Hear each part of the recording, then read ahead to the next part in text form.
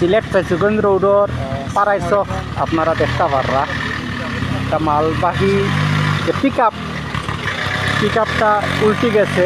এটা আসলে মূলত পেঁয়াজ আর রসুন ভর্তি একটা লোড একটা গাড়ি আছিল। পিক আপটা আপনারা দেখতে পাররা।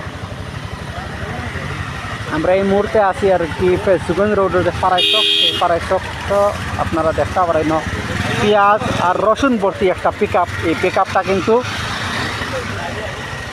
উল্টি গেছে আপনারা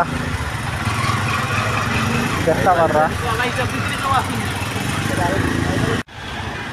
পাররা আসলে ওভারলোড গাড়িটা আসলে উল্টি গেছে। তো যে বিষয় আসলে আমরা ড্রাইভারের লগে আমরা কথা কইছি গাড়ি চালকের লগে, তাই নিয়ে কইছেন যে মূলত গাড়ি শ্রীমঙ্গল থেকে আওয়ার পথে যে ফেসুগঞ্জ রোডের যে পাড়াই চক এই এলাকাতে আওয়ার পর গাড়ির যে চাক্কা আছে চাক্কাটা বাস্ট মারার পরে গাড়িটা উল্টিছে আপনারা দেখতে পারা। আসলে প্রচুর মাল, কিন্তু এই গাড়ির তুলনায় অতিরিক্ত মাল লওয়ার কারণে কিন্তু এই জিনিসটা করতে পারে বলিয়া আমরা বুঝতাম পারি। আর এখন আপনারা এটা আসলে বুঝতে পারবা প্রচুর মাল আছে গাড়ির, অতিরিক্ত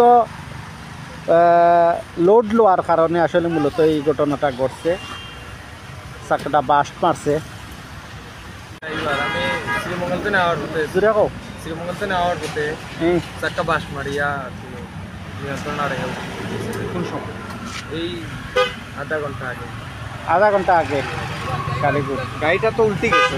তুমি তো ড্রাইভার, তোমার কোনো ক্ষয়ক্ষতি হয়েছে বা যারা সামনে আসলা আর কেউ আসলা নি লগে না? তুমি একলাও চালাই আসলা? দুইজন আসলাম, কিন্তু হয়েছে না, খালি গাড়ি উল্টিছে।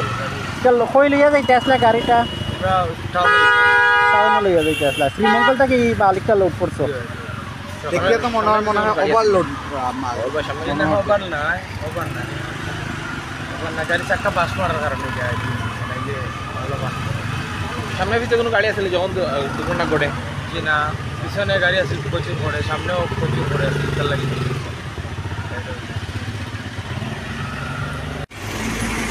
ও দেখা নেই গাড়ি উল্টি গেছে, পুরা গাড়ি উল্টি গেছে।